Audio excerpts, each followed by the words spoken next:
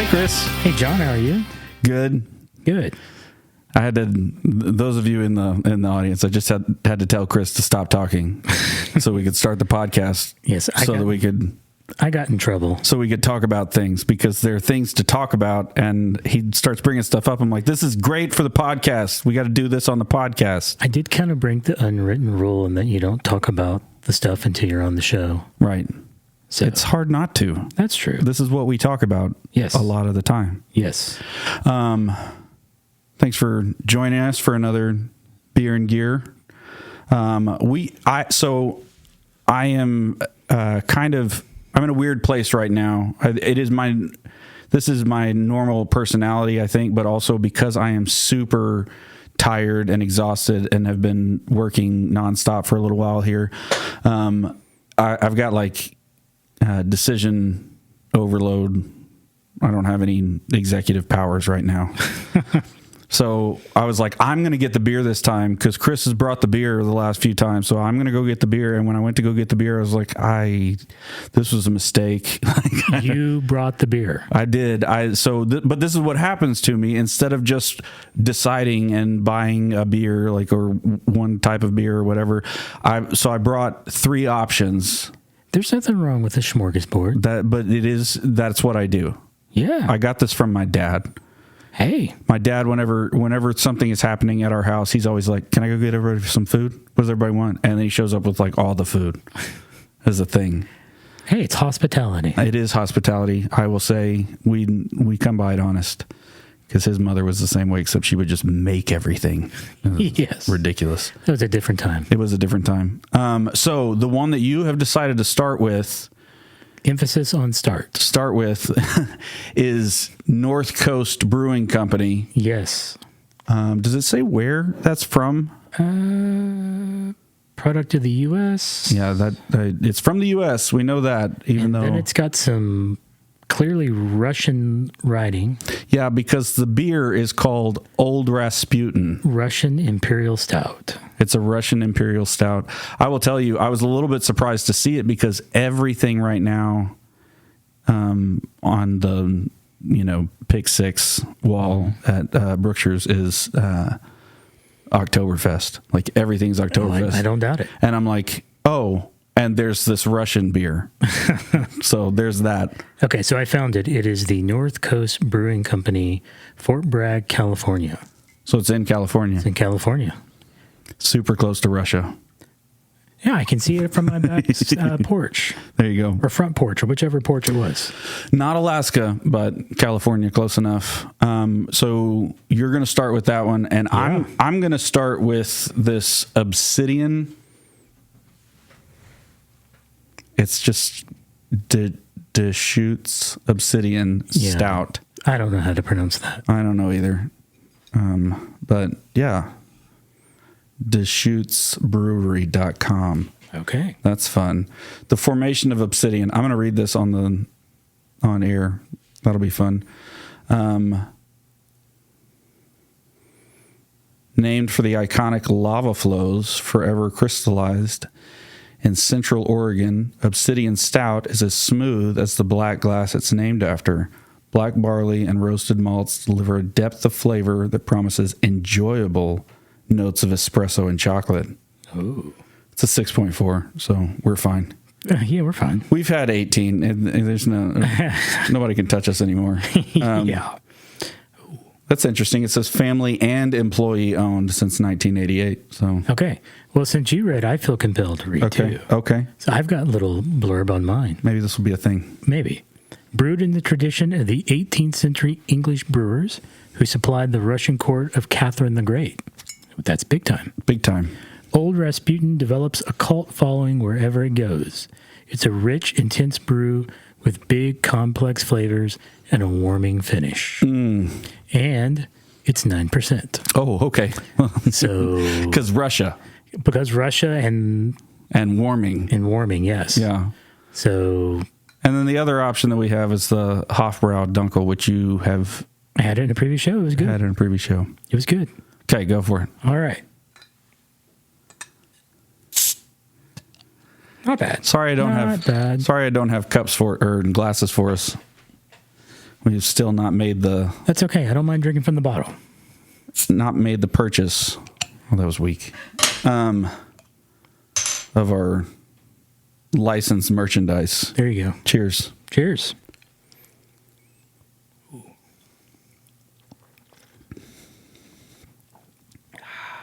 Yeah, that's good. Sorry for the mouth sounds. Yeah, sorry about that.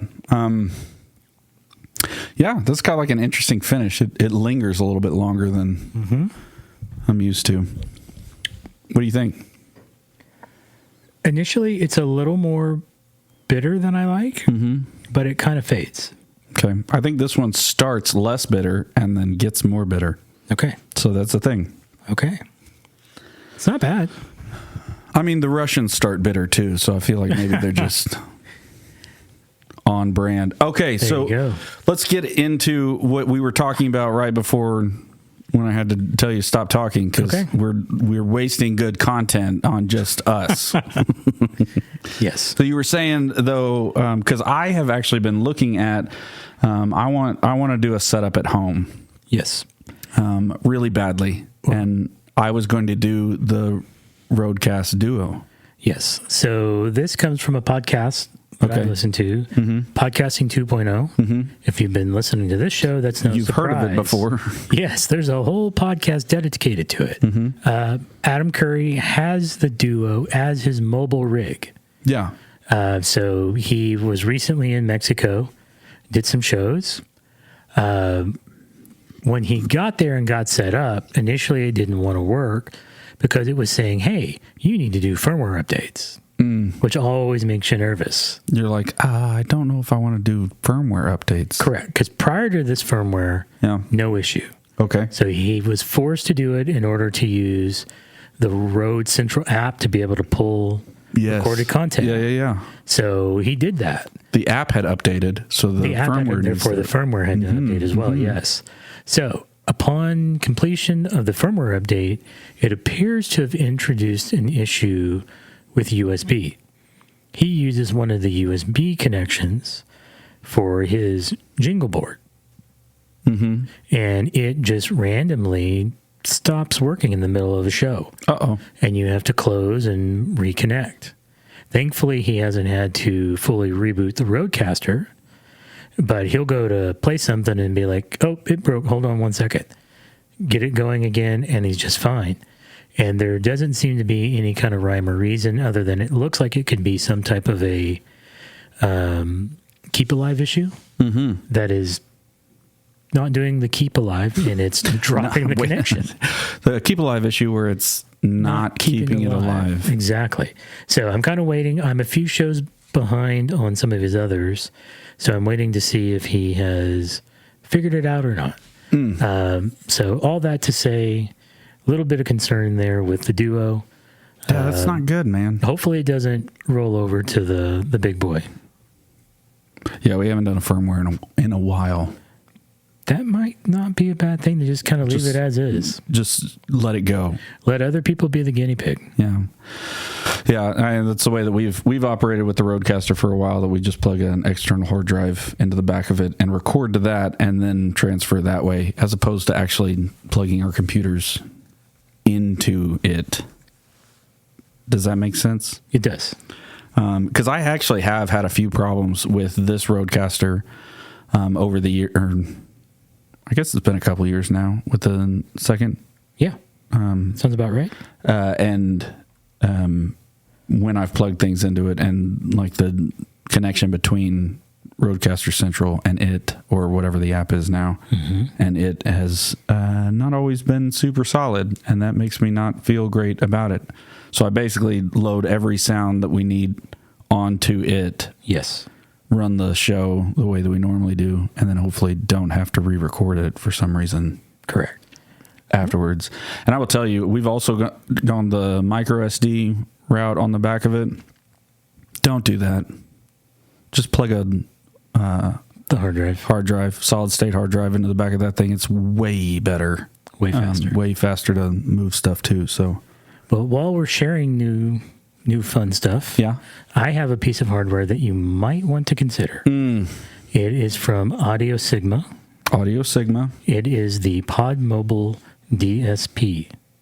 It is small, portable, gives you 2 XLR connections. Say the last part again. Podmobile DSP. DSP? Well, I should. Or it's Audio Sigma Podmobile DSP. Yes. Very portable. Yeah. Look at that. Yeah. That looks like a Raspberry Pi with some... Almost. Like they slap some metal on either side of it. Almost. And the way it is designed, if you kind of scroll through that page, you can see that you can actually hook up multiples of them to each other. If you had to. Yeah. To expand your... Daisy chain those bad boys. Yeah, you could bring in up to 10 different mics. Huh. Off of that one little... Because it's the hardware itself only has... well, no, there's... hold on. It is the 2 XLRs. Yeah, the 2 XLRs is what I was looking at, but then there are 2 at the bottom that looked like it, and there's the monitor out and aux in. Yes. There's USB audio, there's power, and then it's got an equalizer, a denoise on each side for each of the mics, and those are independent, and then a recording mode, normal, stage, and split. Interesting. Yep. Interesting. Ooh, phantom power for all you condenser fans out there. Yes. I don't know what's wrong with you. I've been tempted to buy this just to play around. Yeah. And it's not too bad at $359. Yeah, that's not bad at all. That's very mobile. It is. Okay, so it's like that, what I was just reading was off the like underside of it. That's interesting. And then the top side of it actually has gain knobs and then headphone volume, and then you can either have a mix volume or a mix knob that's either going towards mic or USB. Interesting. Can you plug a USB-C microphone into this? That's a good question. I don't know the answer to that. I mean, it'd be the USB audio. I would lean towards no. Because I feel like that USB-C port is more for delivering power to the device. No, there's a 5-volt power right next to it. Like there's that little circle. You should definitely pull this up while we're talking about this, because we're going to say some things that don't make sense. So like just to if you're looking at the first picture, just to the right of the RJ45 port, there's a little circle. I think that's the power. Really? And then the USB-C, if you look on the next picture, it labels the USB-C as USB audio. So I don't know, and that's bi-directional. That's true. I do see that on the bottom side. It's so I think USB that would audio in out. I think that would normally be like for connecting to your computer. Correct. To get the audio recording out to. I'm not seeing another way to do. Well, you do have a handy dandy USB mic at your disposal. I do. Anyway, these are fun things to problem solve, and if you buy one, then we'll know for sure, Kris. No pressure. No pressure. Or, Audio Sigma, hit us up. Well, that'd be nice. We'll record off your device and tell everybody how awesome it is. Or not awesome. Not promising anything. Depends on how much money they give us. He can be bought. Okay. Yeah, that's some good. Now my brain's going to be mulling that over all night long. Well, see, this is where we've got to figure out how can you spend money on the show and it becomes a tax write-off. I mean, I think I could easily spend money on the show and have it be a tax write-off. I'm more interested in how to spend money on the show that becomes a tax write-off that also makes money for me. Well, that's true too. I'm really good at not breaking even. I have no problem having zero taxable income when it comes to buying things for things that I'm doing. Mercy. Little toasty.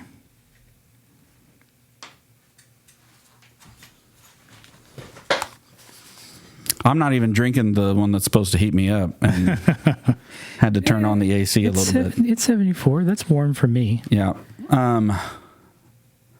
Yeah. That's fun. They've also got a Mic Hero DSP that's just a single input. Correct. That'd be interesting to, like you said, daisy chain these bad boys together. And then, yeah, that's fun. I have a friend who asked me this week for he was asking for a USB mic, and I was like, oh, I got this solution, I've got this solution, and I handed him one, and then I found out the next day when I heard from him, I was like, oh yeah, I forgot you have a PC. That box that I gave you is not going to work, I guess. I didn't even realize it was Mac only. What did you give him? It was a UA Arrow. Oh, I don't know. Yeah, some of their gear is Mac only. I mean, I always check before I buy something, but I don't remember after I've bought it what the... Although I feel like the Arrow... It may be... I mean, that one could be 8 years old. I don't know. It's Thunderbolt. Yeah, it was definitely Thunderbolt. Yeah, if it's the Thunderbolt 3 model, then it's probably not gonna... Go to him. Not gonna make the leap.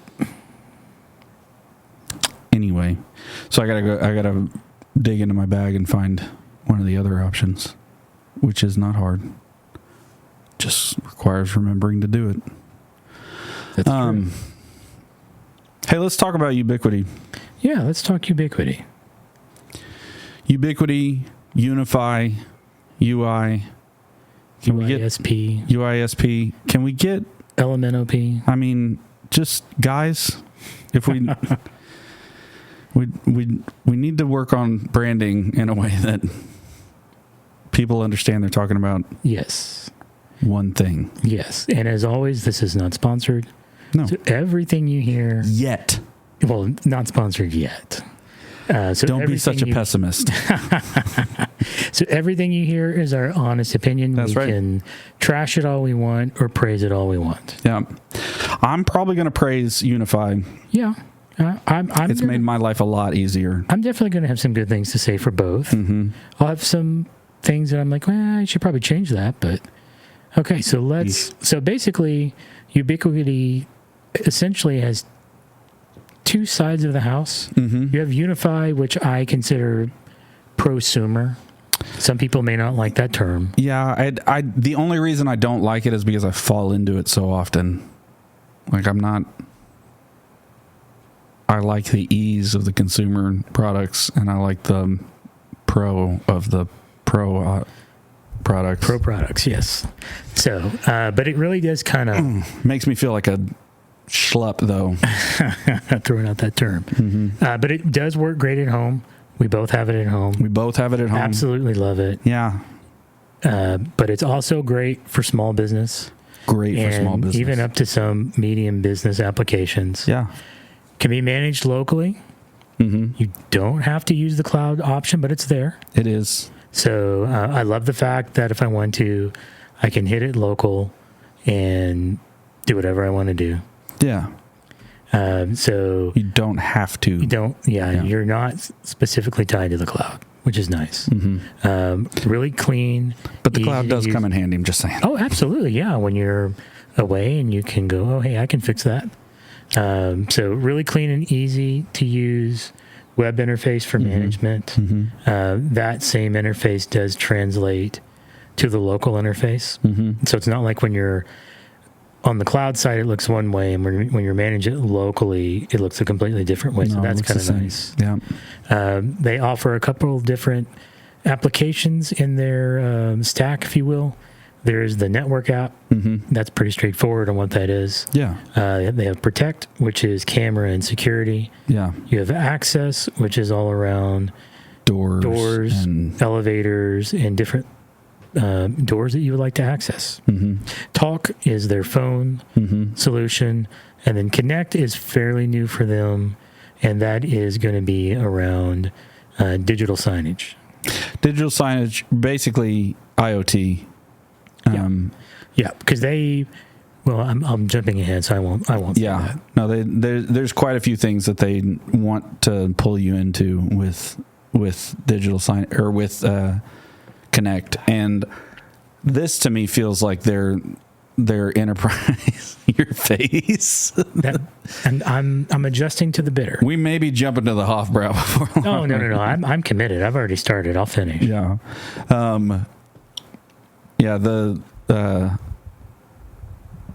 This feels like their venture into Connect and everything. They've been pushing up the features on their switches and the Dream Machine, which we'll talk about. But they've also been pushing up on the side of it that I feel like is more. They're like, we really want to be enterprise. We really want to be bigger business. Yes, we want full structure. Yeah, they want to have their own full stack environment. And so Connect are kind of these candy things that are just, wow, that'd be nice, Yep. And I think that's going to pull a lot of people their direction. Oh, absolutely, because you have a single pane of glass to manage it all. Glad they asked me when they were doing their roadmap Yes. for development. Also, they've got they've got a ad campaign which I've never seen on actual TV, but it's very Justin Long Apple ad campaign. If you guys remember that, where it was Justin was the Apple and I'm a PC. Yeah, there was the nerdy guy was the PC. Yes, he was. My peoples. Your people. Yes. Anyway, so if you go to UI.com, you're going to see that side. You can go through those. Are pretty funny. They are. Even if you're not a fan. Anyway, where do you want to start? Well, we'll hit the UISP side real quick before we hit the lineup. So yeah, it's okay. It's okay. So UISP is their internet service provider offering. You may sometimes hear it referred to as WISP, a wireless internet service provider. Mm-hmm. Big things in there are going to be wireless bridging, and you're going to be able to push some serious distance in the bridging that they offer in that lineup, up to 12 kilometers, or for us Americans, it's 7 miles. Listen. Hey, I included the Europeans and the rest of the world. I want you to know we're sticking with the miles. Yes, we are sticking with the miles. So they start off at 5 gigahertz. There's an 11 gigahertz, which is the beginnings, if I remember correctly, of a microwave. Yeah. There's 24 gigahertz all the way up to 60 gigahertz. Obviously, more gigs is more bandwidth. More bandwidth. But more bandwidth also comes with tighter tolerances. If you don't know what we're talking about, and we went through this in depth, I don't know how many shows ago. It's been a few. It's been a few shows, but look for the one where we talk about. Maybe we'll link it. We'll link it in the notes. How about that? I'm gonna have to. What's up, podcast 2? I'm gonna have to find it. We can find it later. It's fine. Okay. Well, you sent me down the rabbit hole. Oh no. Okay, so anyways. Oh no. The brain is functioning. Yes, higher gigahertz basically just translates more to bandwidth, more bandwidth, tighter tolerances, which is great. But yeah, tighter tolerances. So when it rains, you will know it. They also go into fiber GPON, which is gigabit passive optic network. Yeah, I don't know what you just said. Ooh, think of that as fiber to the doorstep is how I would describe it. So, and then of course they have their own wired line of edge routers and switches that are specific to the service provider side. I mean, I have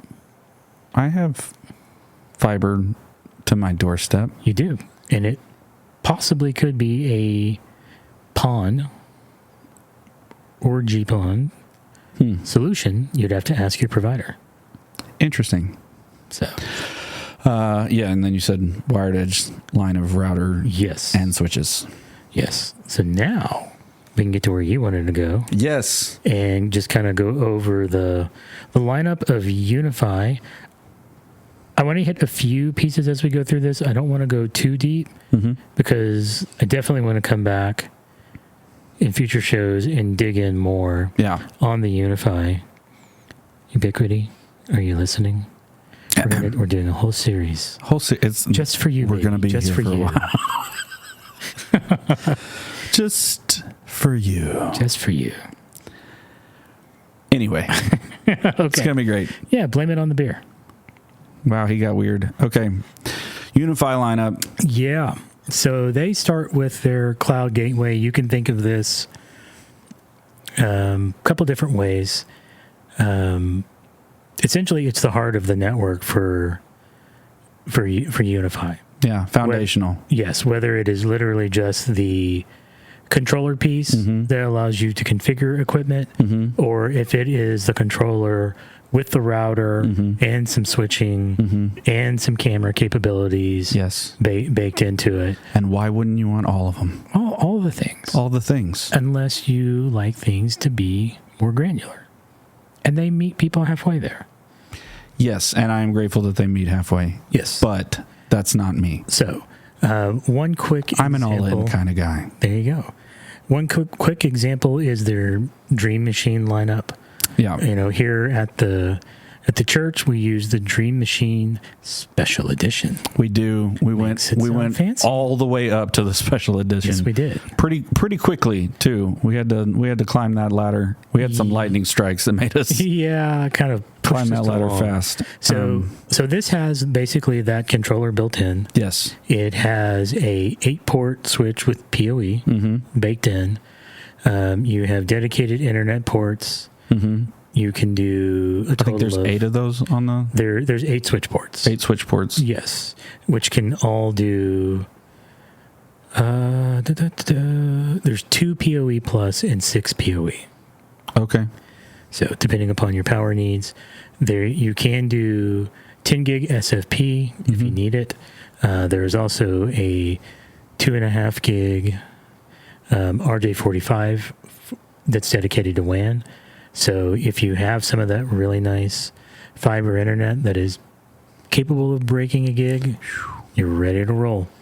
And it can handle up to 3.5 gigs, gigabit per second of routing with intrusion detection and prevention turned on.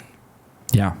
Which is really nice. It's a big deal. You've got a single hard drive bay for Protect so that if you have the camera, you can store your recordings. They have one with 2 now. Yeah. We're just talking about the special edition. Sorry. Let's go. Yes. So, this is just a special edition. My bad. Yeah. I get off topic. You're chasing rabbit holes. I am. I'm like, but they came out with, because they are constantly coming out with. They are. The next. They are. Sorry. Go ahead. And then it has the nice, neat little touchscreen on the front. Yeah, and that has been handier, I will say, than I expected it to be. It is. I do love the touchscreen on the front also has the ability to work as almost what is it called? Where you hold your phone up to it and it gives you the information. Augmented reality. Thank you. Augmented reality. Yes. It has the ability to do that as well, so you can actually see on your phone what the different ports are and not have to look at it on your screen in a different whatever. But that's pretty darn it's an cool. Interesting touch. But the touchscreen by itself is cool. Yes. To be able to walk in to that room and flip through and be like, oh, that's a caution. What am I looking for? Yep. And see real quickly. Yep. Without having to pull out my phone, without having to pull out my computer to be able to see those things is really a great touch. Correct. So I'm going to rabbit hole real quick. Yep. We won't go over it. They appear to have added a new product to this lineup. And get this name, Enterprise Fortress Gateway. Okay. So once you call it a Fortress, I have to buy it. Yeah, I was about to say, they know who their suckers are, don't they? Because they didn't say my money. Yeah, they could have said so many things, but they said Fortress, and now all of us, security nerds are like, wait a minute. My Dream Machine Special Edition is now insufficient. I can't be. I have to have the Fortress. This ridiculously undermanned. I just have a special edition. What if a Fortress comes along? Correct. Yeah. No, it's they're They know what they're doing. They know what they're doing. Correct. Is that in the enterprise scale? I would like to think so, with a name like Enterprise Fortress. I mean, yeah. Designed for massive scale. Holy cow. It's expensive. Effortlessly manages 500 plus. Okay. Yeah. Yeah. All right. Now you've got me. Yep. Nope. There it is. That's not good. Come back. You know when you've got the double power supply. Yeah. That's a real thing. Okay. Oh, yeah. I'm gonna have to look at that when I don't have to think about other things. Yep. Shoot. And then the one other thing that falls into this, although I thought about putting it under miscellaneous, is they do have a hosted version of, and the way that it reads, if somebody out there knows otherwise, let me know. But it reads like you're mostly just controlling network. It doesn't read anything about protect, access, talk, or anything. So they have two different offerings out there right now. I believe one will manage up to, let me look it up so I'm not lying. Yeah, I'd hate to be lying. Yeah. Oh, where did it go? UniFi hosting. So $29 a month gets you, where you at? Oh, I don't want to sign that. I have no idea what you're dealing with over there. They're making it difficult for me to find this because there's... Okay, while you're doing that, I want to say real quick, the Dream Machine Special Edition is the one that we have. The one that I was talking about that has the two hard drive slots is the Dream Machine Pro Max. Have they been watching Apple? They're former Apple guys. What do you expect? It's a thing. That is one of my complaints. Hard to overlook that. But I will say it. So the Dream Machine Pro, you would expect to be, I don't know, just because it says Pro, would expect to be better than the Special Edition. I'm gonna take the Special Edition over the Pro every time. If you look at the specs, the only difference is.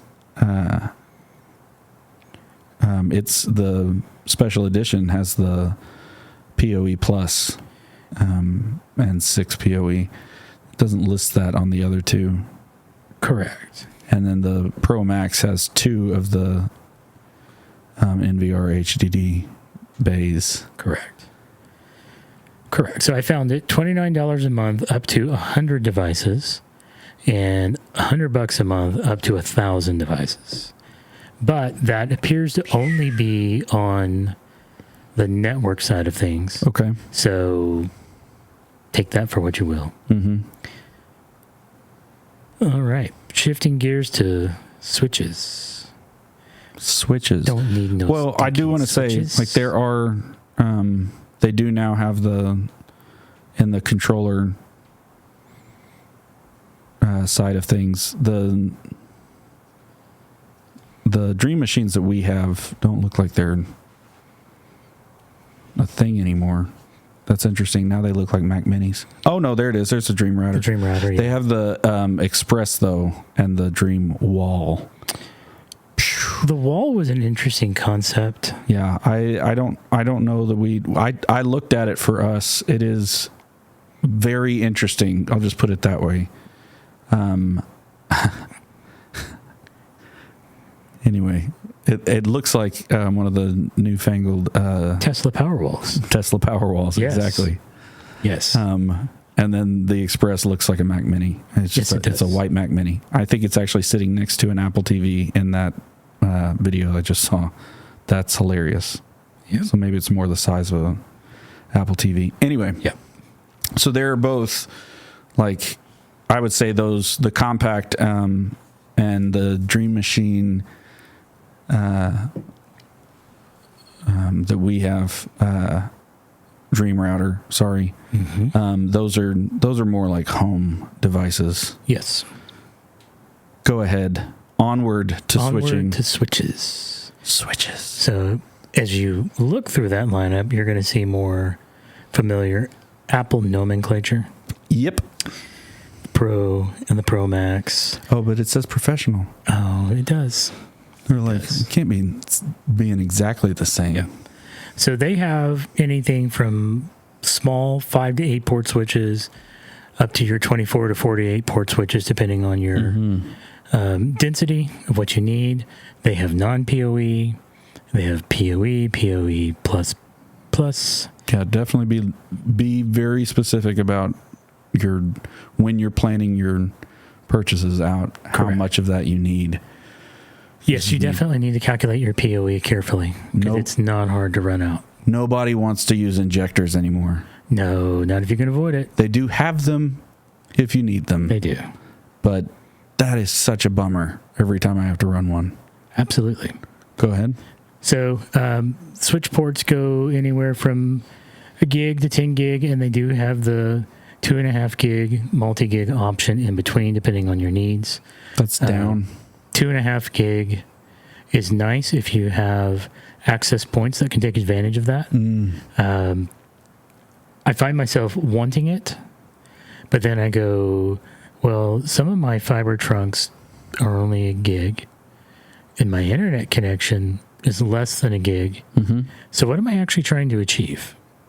Because, yeah, sure, I could do 2.5 gig in theory with that access point, but unless it's device to device, you're not accomplishing a whole lot there. Because every other connection downstream is less and becomes the bottleneck. Yeah, that's a problem. Yeah. Got to remember which way the tree roots go on that one. Yeah. And then, as we talked about, they have their lineup. There's their standard line, which is typically non-PoE. They have their Pro Max, and their Enterprise, and those are going to be bringing in the PoE and then the multi-gig and 10 gig. 10 gig down, 25 gig up. That's insane, and that is partially to enable, I guess, at least from what I can tell, this Pro AV support that they have on the Enterprise. Yes. Well, I guess they have that on the Pro Max and the Pro as well. Anyway. Yeah. I want to go ahead and say one of our areas of things that we should talk about is this AV support. Let's talk about that at some point. Okay. List that under the future episodes. Yeah, but you can really see a lot of flexibility and a lot of, like you don't have to buy the thing that does way more than you need. But also, why wouldn't you want to buy the thing that does way more than you need? I feel like Tim Allen right now. Or Tim Taylor. Tim Allen was the actor. Yeah, I need more power. That's every time we look at switches, I'm like, yeah, well, what's the top? Correct. And so I was going to say to those who are playing along, you may look at some of these prices and go, ouch. And some of them can get a little expensive.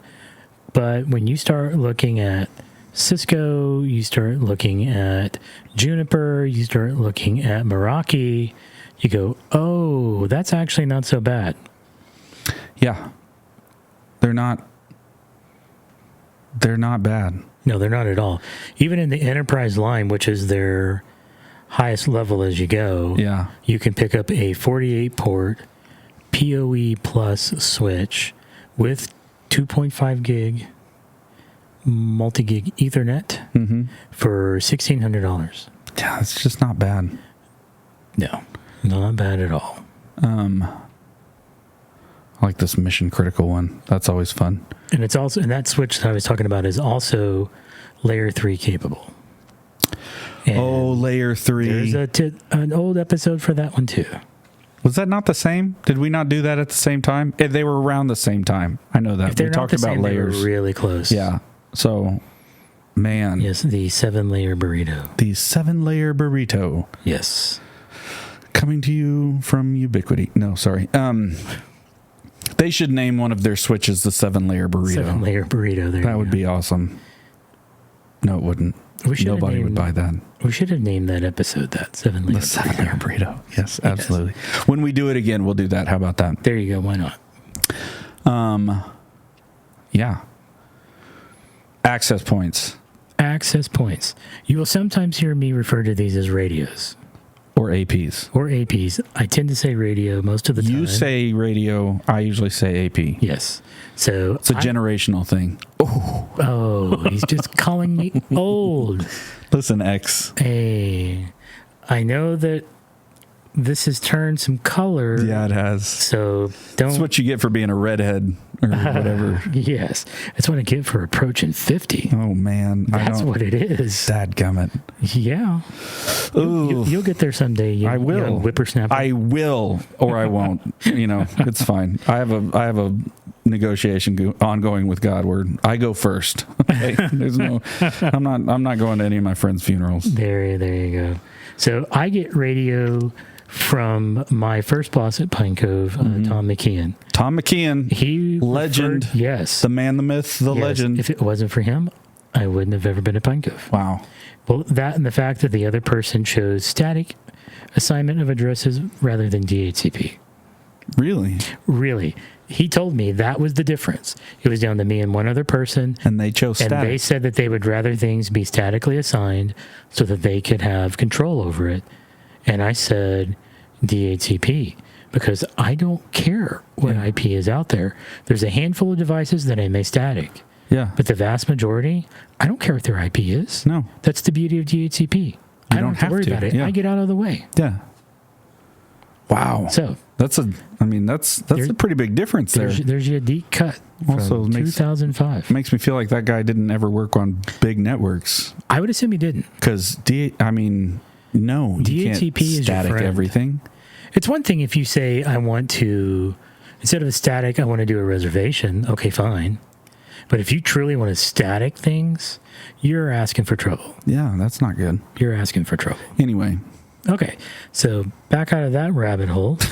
And coming back. Radios.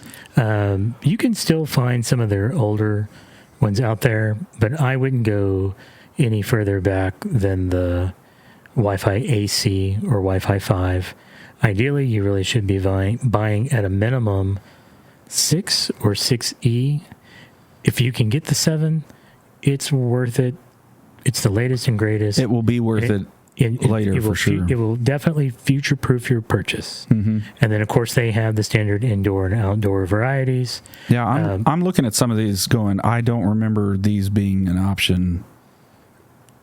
This is weird. Yes. Like they've got so many new ones. And then they have that one's called the Swiss Army knife. Yeah, we'll talk about that one here in a minute. Oh my gosh. So they do have building-to-building bridge, which is nice. If you had no choice but to do wireless between, you're buying a matched set, if you will. Mm-hmm. And then, of course, we have some of these. They have their in-wall options.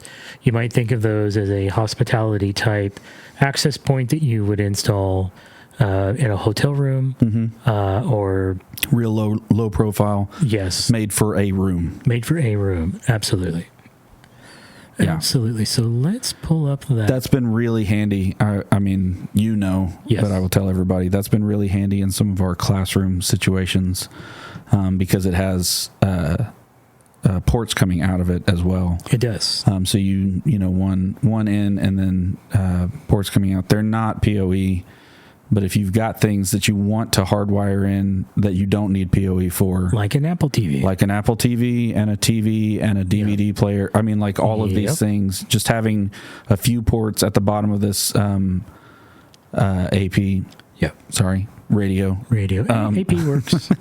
At the bottom of this radio has been very handy. Way handier than I really even dreamed it would be whenever I first started using them. And then we also have I don't even see it on here. Am I just missing it? We have an extender that we also use. Yeah, the Wi-Fi 6 extender. I believe. Oh, there it is. Yeah, U6 extender. We have that in one of our rooms as well because we have a device that's a little bit too far away from a radio. Yes. And needed an extra boost. Yes, it did. And I have set it forget it. I don't even remember that it's there most of the time. Correct. But I came across it the other day when I was moving a piece of furniture. I was like, oh, that's where that is. Hi, friend. Good to see you're still working. I haven't had to think about you. And that's my favorite piece of network gear, is the piece that I don't have to remember is or there. think about. So let's talk the Swiss Army knife. Yeah. I want to talk about the Swiss Army knife. It's cheap at $89. Uh-huh. It's an interesting little device. Now, it is Wi-Fi 5. Okay. So it is a little bit older. Mm-hmm. Which means they're going to come out with a new one here at some point. Oh, I'm sure at some point. But it can be used indoor or outdoor. Mm-hmm. It has different mounting options. Mm-hmm. It can handle up to 200 connected devices. You can obviously power it with PoE. Yeah, I'm seeing it on a pole and on a concrete wall in this picture. Yeah, and you can do regular wall mount or ceiling mount. It does have the ability for external antennas. Yeah, I see that. Yes. So does it come with external antennas, or you have to? Oh, let me see in the box. No, I believe you have to buy the antennas separate. No, you missed it there. But you don't necessarily have to have them, because it does have an internal. I'm just saying, antenna. Ubiquity. Hence the name. Maybe $95. Swiss Army knife. Maybe $95. We have some antennas. But that is the Apple coming out of them and going. You can buy that for $30 extra. Antennas. That's a little bit more money. Mm-hmm. So, interesting little product. Yeah. Incredibly versatile. Okay, I got to go back to the data sheet real quick. Wind survivability. You got to love that. 125 miles an hour. Gosh. So that's what kind of category what kind 2? What kind of testing did they do on a wind tunnel? They put installed in a wind them tunnel? in Florida. And they were like, about 125 miles an hour. That's when they all came down. Yes. So. Oh, wow. Interesting little product. Very versatile. It is MIMO. And what it can do. It is. Okay. Antenna gain at 2.4 gigahertz, it is 4.7 dBi. And 5 gigahertz is 6.1. There you go. There's one internal antenna and then 2 external. Yes. So, interesting little product. Wow. Yeah. No, I'm intrigued, because it's tiny, right? It doesn't look big at all. No, it does not. Okay. It's like 5 inches by 3 inches. Size of your hand. Yeah. The size of your hand. That's great. Ooh, marketing images. You got to love that. Okay. Let's move on. He went down the rabbit hole. Yeah, I did. Sorry. It happens. Okay. I think I'm going to go for the next beer. Okay. Which one are you doing? Okay. I got to go Obsidian, because I've had. You're going to have to try the Obsidian. The Dunkel. Yeah. Can I get that opener from you, though? Yes. Just do it on the table. Ow. Okay. Oh, pow. Oh, it went all over my laptop. Oh, don't. Wait, that's not mine. It's fine. That's not one of mine. That's yours. Go ahead and run it. Yeah, I don't have to do support on your laptop. No. Don't say it so emphatically, Kris. No, you will not be touching my laptop with your Apple fingers. With your grimy hands. Okay. Okay, so next up is camera/security. They refer to this as Protect. Yes, and that's the app, and both the control app and then the app that you can get on your phone are both called Protect. You see what I'm saying? It's like smooth, and then it gets bitter. Yeah, it's like, hi, friend. Ow. Oh! I like it better than the old Rasputin. Okay. So, plus it looks like it's got Erebor on the label. It really does. Mountain. I was like, that really looks like the Lonely Mountain. There needs to be a dragon above it. Yes, a red dragon. A red dragon above it. But other than that. And now I want to go humming the songs, but I'm not going to do it. Okay. You are such a nerd. This is the area that I wish that we had access to earlier. Absolutely.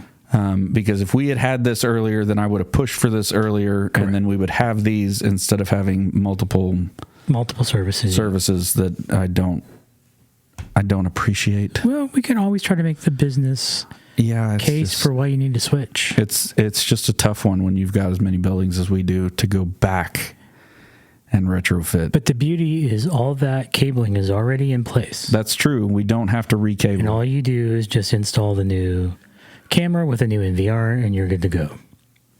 So You see why it's good to have Kris around? Because he can just talk you into anything. yes. You know you want to. Yes. Okay, so camera, security, Yes. protect.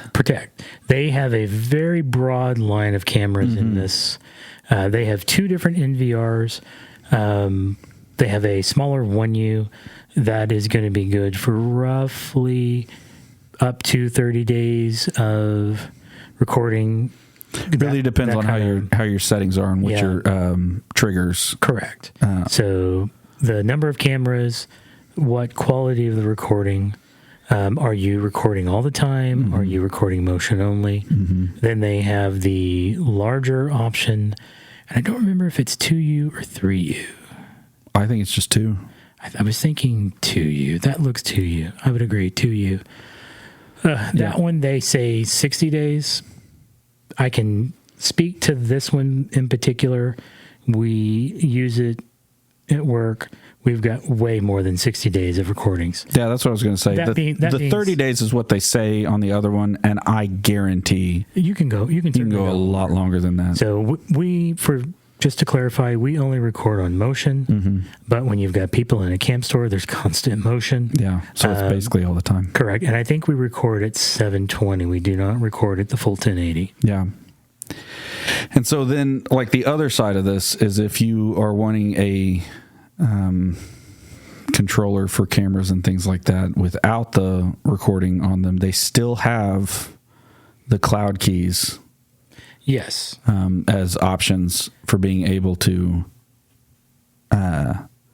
control a camera setup to be able to see things. Correct. And the Cloud Key This Plus... is more for like a home. Yeah, the Cloud Key Plus does have actually a single hard drive bay. Oh, does it? Yeah, so we at the church, we used to have the original... Oh, yeah, it's a 2.5. Slim line. It's got a 1 terabyte already installed. Oh, well, it wasn't that way when I bought mine. Yeah. That's nice. So the one that we used to have was almost, think like a burrito. So there was no ability to put a hard drive in it, but then the Plus does give you the hard drive capability. So could be a cheaper way to step your way in.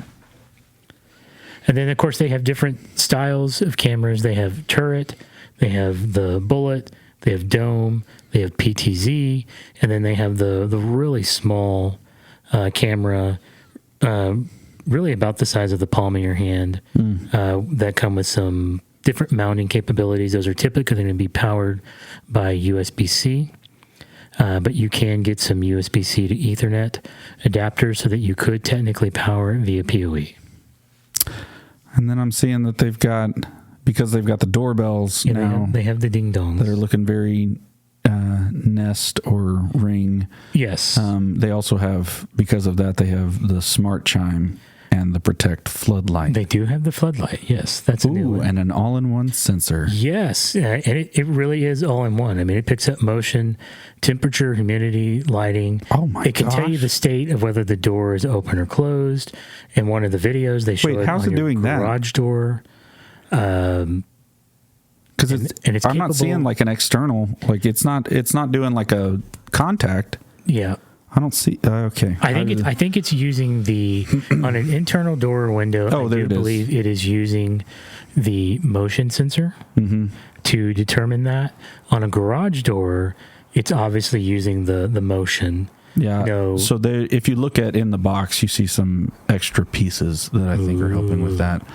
And then if you get the 3-pack, you also get this big old water sensor adapter for those of you in the north with your basements that could be filling with water right now. I will tell you, I wish I had one of these in my garage because I had a loose connection come up on my water line that was dripping, and I didn't notice it until some of the carpet in the house was a little soaked.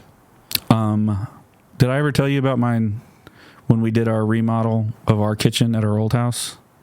It's sounding vaguely familiar, yes. So we did our remodel at our old house, and they had to do some stuff in the area around the water heater. Okay. But it was like, no big deal. They painted these walls. They put some new, had to replace some tiles and then put some new baseboards in and stuff like that. Well, we go to camp, and on our drive back from camp, we get a very excited text from a friend of mine who had just happened to be staying in our house when he was driving through. Oh. And he said he woke up and went into our kitchen and there was water all over the place. Not good. And what had happened was when one of the workers had thrown a nail into one of the baseboards. Oh. It nicked the water line going into the water heater, but did not break it. It just weakened it. It just weakened it, and then how those brass water lines just vibrate very slightly and very quickly. It had finally, that little nail had worn its way through, and that thing shot a stream of water so high pressured through the drywall, and it was just spraying across the room. I don't doubt it. Anyway, it was a crazy thing, and also so grateful that my friend was there, or we would have been in serious trouble. So water sensors, they can be important, not just for the people in the north, I guess. Yeah, so I have one now in my garage. I want to put one behind my washer, and I did have a small leak under the kitchen sink, and so I wouldn't mind putting one in there as well. But these are really nice, really simple. They just work. And then the other thing that they have, what did you just say? They just work. Okay. Yes, it's like a PC. They just work. Oh. Anyway. And then the last thing that they have in here, which I guess kind of fits, is what they call a viewport. And that has to do with the fact that this is your camera system for security. It basically plugs into your monitor, and then the other side plugs into the network, and it lets you see your camera feeds. I will say that so thoughtful. Yes. Because the other ways to do this are just a headache. Yeah. But just being able to have a monitor and you plug an HDMI into it and you're like, well, there it is. Here's your view. Have a good day. See you later. Yes. So, anyway, I think that was pretty much it. I don't think there's. It's amazing to have one ecosystem that all the things all work together. Correct. So seamlessly. And we're not done yet. Yeah, we're not done yet. Sorry, I was being pointed. Now I have Monty Python in my head. I'm not dead yet. Yes. Yes. There we go. Let's move along. Yep. So we get into access. So access being the door side of things. Yes. These are your remotely connected doors to be able to turn them, make their schedules or whatever, but also to be able to just use a fob to get inside. Correct. Think your magnet door. Or with identity. You get in with your phone now. You just get in with your phone. Don't even have to have a fob. It's a beautiful thing. I mean, it's a beautiful thing. We haven't talked about. You can't be talking about identity. We haven't talked about identity. Well, have we? No, we haven't. Okay. But it does kind of tag into this. Yes. So they have their standard door control hub. When we first looked at this, that was a little bit of a disappointment. Yes, it was. And that it only controls a single door. Yeah. We really had thought, man, you should be able to control more than one. Yeah. I don't want to buy one of these each time. Per door. Per Absolutely. door. No, that's not good. But they heard us. They did. It's like they were listening. They heard the lamentations of their people. Yes. Thank you for that. Yes. And so they came out with the Door Control Hub Enterprise. Yes. Which can handle up to 8 doors.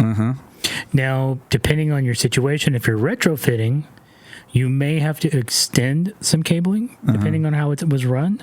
But again, in theory, that could potentially, you could put one of those per building, depending on how many doors you have, and you're good to go. So they have various key fob readers. And the reference there to phone reader for identify, they have a gate control. So if you had a gate with connectivity, you can control that. They have an elevator kit. They have an elevator controller kit, I mean, which is kind of nice. Guys, we are not that fancy. We have a couple elevators here. Yeah, but we're not controlling entrance into them. You will be.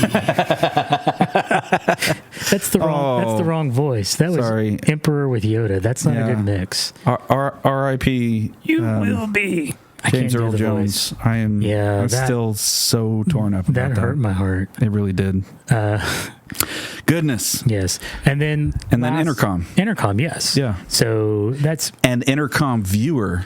Yes. You can have the viewer inside, just saying. Intercom outside with a camera on it, and you can see. Yeah. And you can buzz them in. Love it.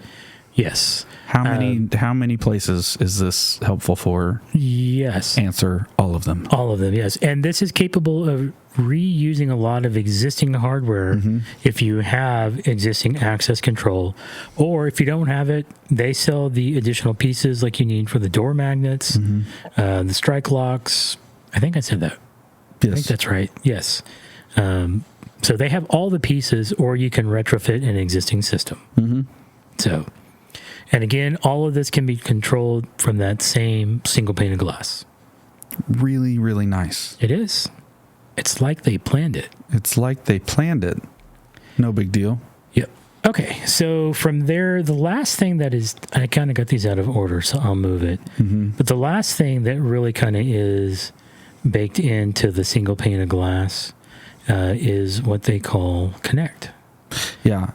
And Connect... Oh, we didn't talk about Talk, did we? No, we did not. Okay, let's talk quickly about Talk. Good call. Somehow I missed that. Talk is one of those, like, well, almost duh. Like, of course you're going to have a phone system.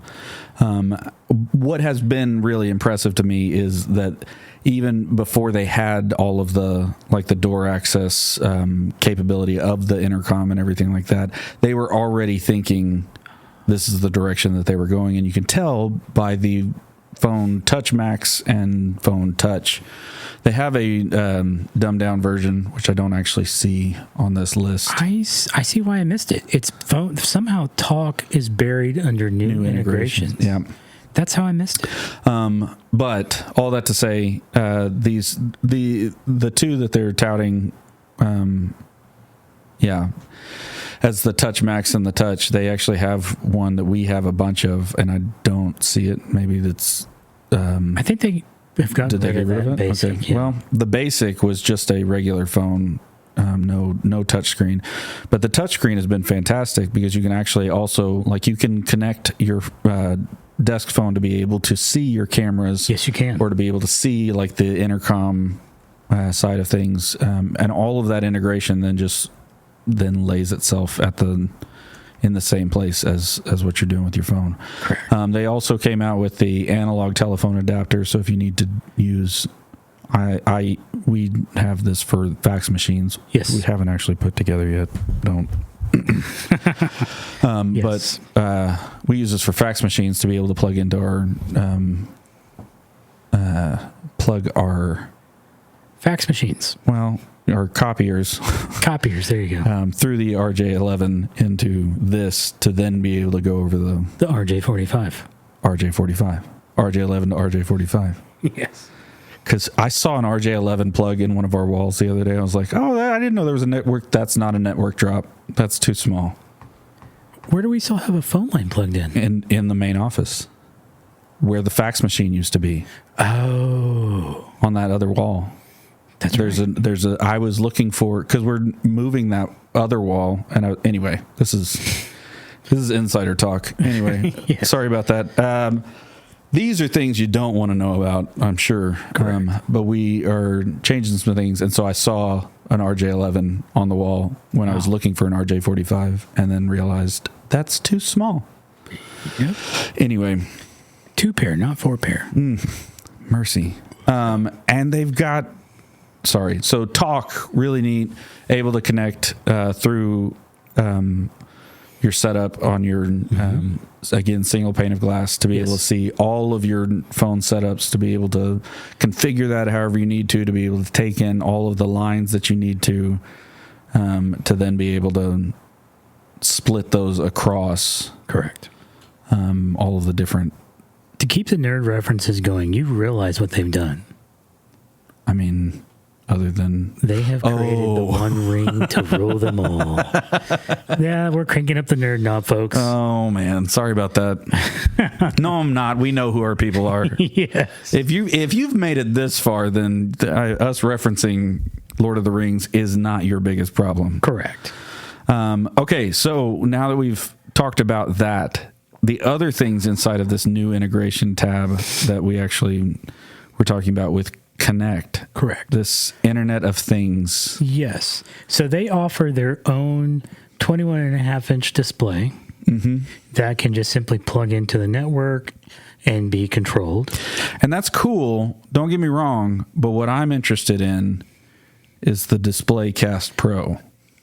Yeah. Why are you having a hard time with that? We didn't talk about this. I guess it really kind of depends on where how you want to deliver your content. 75-inch TV. That's how I want to deliver my content. But you can do that with I can't speak. You can do that with a Display Cast. Because it will make any TV digital signage. Sorry, I went Pro because it was the next one that I saw. But yes, they have a Display Cast that's not Pro. Yes. Now, to your point, why wouldn't you want a Pro? The Pro is kind of its own fully integrated solution. Yes. You can put all your content in it. You can have all the playlists and all the things. And so, in theory, that TV could be truly independent. Whereas with the Display Cast, it can have playlists, but its content has to come from someplace else. Yeah. And the Display Cast Pro can get its content from other places. Yeah, it can, yeah. It's just always good to have a safety. I have found, as an AV professional, that having content downloaded on the machine is always safer. Oh, by far. But I get what you're saying. Yes. Yeah, because we actually ran into that at the most recent staff retreat. Did you? Yes. We got the video we needed. We got it on the Mac Mini. It was ready to roll. This next day, storms come through, the bridge goes down, and we were so thankful we had the content local on the Mini, because otherwise we'd have been hosed. Yeah, no, that happens. Mercy. So that's Connect. And again, Connect is fully managed from your dream machine of choice. Yeah. Also, they have this, like, you can have it for EV stations.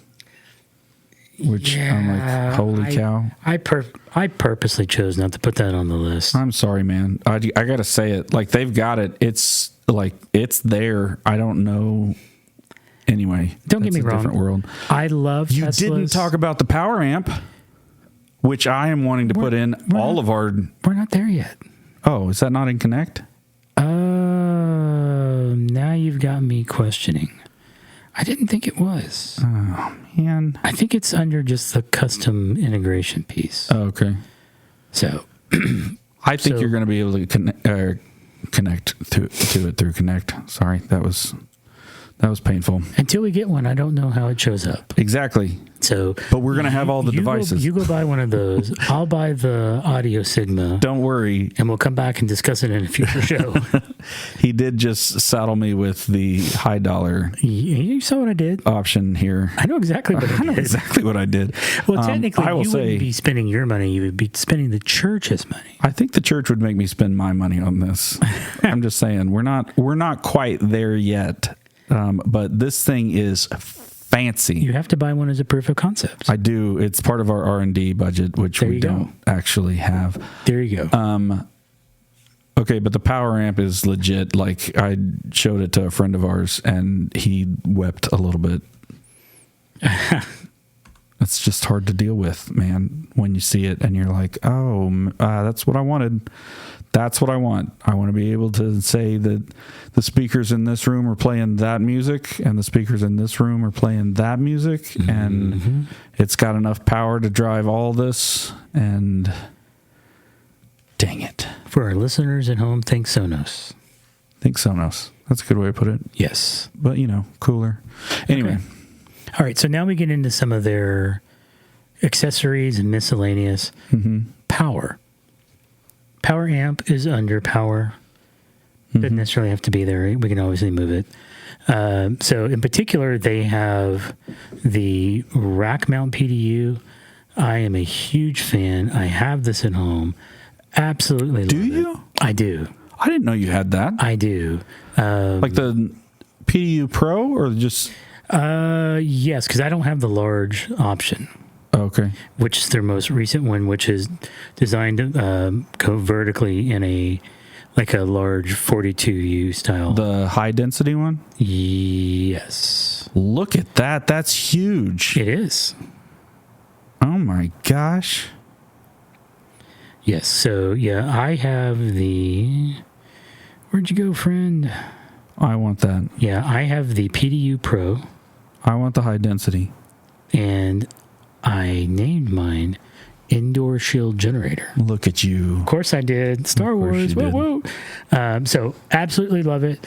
And what it is an amazing feature of it is when it detects a problem with your internet connection, it has the ability to power cycle the power plug that you said the modem is on in an attempt to restore your connection. Nice. And it has come in handy a few times. It just does that. It just does it automatically.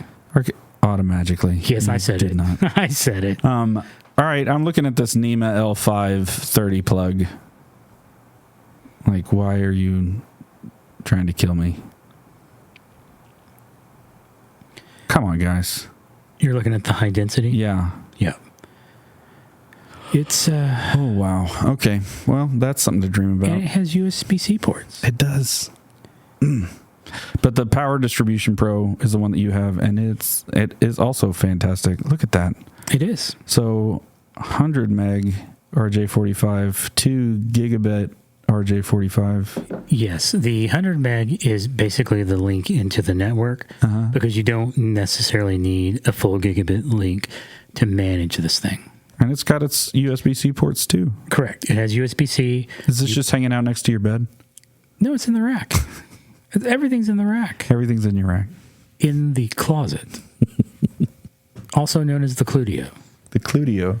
Yes. So highly recommend it if you are looking for a really nice power distribution. Does take up 2U just because of the way that they kind of laid out some of the ports. But it is a really nice product. 1U of it is that 16 remotely resettable power outlets that are just stacked on each other. Correct. That's a U by itself. With the 4 USB-C. Yeah. And then the second U, you get the nice little touchscreen along with 4 additional ports that were spaced out for large bricks. Spaced out reasonably because they know what power looks like now. Yes. So, gone are the days of the power cords. Correct. Being able to be set next to each other. Correct. And then the other thing that they offer in this power line, this really plays into like the Dream Machine that you referenced that could do multiple power supply. Some of their switches fall into that line. They have their power backup. It's 950 watt redundant power supply. There is a cable that plugs into the back of this unit and then plugs into your equipment. You can plug multiple devices into it to give them the redundant power supply without it having to be in the actual product, which helps them with keeping the amount of equipment that they're putting in a given device as small as possible. I like it. That's thinking about failover and all of that, so I don't have to. Yes. And so then we jump into what essentially is miscellaneous. You can get indoor-outdoor rated cable. It's going to be shielded, which is nice, especially for outdoor applications. They have pre-terminated to different length patch cables. They do have Ethernet surge, which we are, to my knowledge, still using in the student building. That kind of goes in line. And then this little repeater thing is quite interesting. It gives you the ability to extend up to 1 kilometer or half a mile, but you have to place these at no more than 100 meters or 328 feet apart. So you can do essentially up to 10 of them and extend your network reach. Now, I would like to say, hey, if you're going to do that, just run some fiber. Yeah, guys. But if you're in a pinch and all you have is copper laying around, knock yourself out. I mean, you've got copper laying around, but you can go buy 10 of these long-range Ethernet repeaters instead of buying fiber. I think this was very much you can't run copper that far. Oh, really? Watch Hold me. my beer. Hold my beer. Yes. Yes. So. Indeed, yes. Wow. So that's kind of a rough overview, if you will. Make sure I didn't forget anything. I mean, that's it. we definitely could have, but at the same time. That is it. That is it, folks. That was a lot. Deep. That's all, folks. Coming back next time in 2 weeks. 2 weeks. Yes. We are going to have our first special guest. Special guest. Not going to give it away. Not going to give it away, but we've got some stuff to learn. Yeah. So we're bringing in an expert. This is the official tease. The tease is I don't know anything about this and I want to. I know just enough to be dangerous. Yeah. Okay. That's where I'm at. I know enough to know that I don't know anything. So special guest, you know who you are. Yeah. Get ready. Be prepared. Be prepared. We'll try to figure out a special. Because otherwise you're going to let the people down. New Zealand is over there just freaking out about Yes. being let down by this. Sorry, New Zealand. No, yeah, it'll be great. Super excited about it. And we'll have to figure out a special beer to celebrate. Oh, that's right. We do need to find a good one. Celebratory beer, not the Rasputin. No, I'm afraid not Rasputin. The Obsidian's not bad. It's not bad. It's just not good. It's hard, man. We're coming off of like really good beer. That triple mash was amazing. I'm not gonna lie. It's hard to like. It's hard after that to even. It's like going to Bernard's for dinner. Yeah, and then the going next to day McDonald's. you've got to go to McDonald's, and it's like these two things just do not line up. No, they really don't. So what a disappointment. Anyway, I think you'll like the Dunkel. No, I'm sure I will. Just didn't get to it. Yeah. So, all right. Well, I think that's it. Yeah. We'll see you next time. Thanks for hanging out, man. Yeah. Enjoyed it, man. See you, everybody. See you.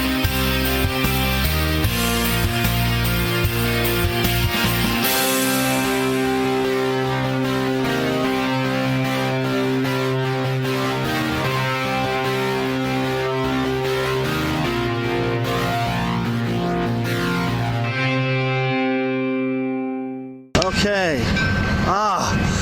I've been waiting for this moment for months, and it's finally here. I'm finally going to get a heritage unit on camera. Yeah! All right. Look at that. A 1953 E8. Woo-hoo! Oh, yeah. Listen to that bell. Yeah, listen to that bell. Oh, take a look at that. Oh, my God! Woo! Listen to that horn! Oh my God! Oh, she's beautiful! She is beautiful! Yeah! All right! Oh my! Oh no! It's a BL2 too! Oh, the SNC 52! Oh my God! Oh, we're gonna watch this. Oh, this is special. This is special. Oh, that horn gives me the chills. Oh, and the chills have absolutely nothing to do with how cold it is here. But that doesn't stop a foamer. Oh, especially when it comes to heritage equipment. Oh, this is fantastic. Oh my goodness. Look at that. Blue and gray. Oh, coupled to the Iowa Pacific number 518. Woo-hoo! Woo! Listen to that horn. Oh, that's fantastic. Oh my gosh, look at that. All right.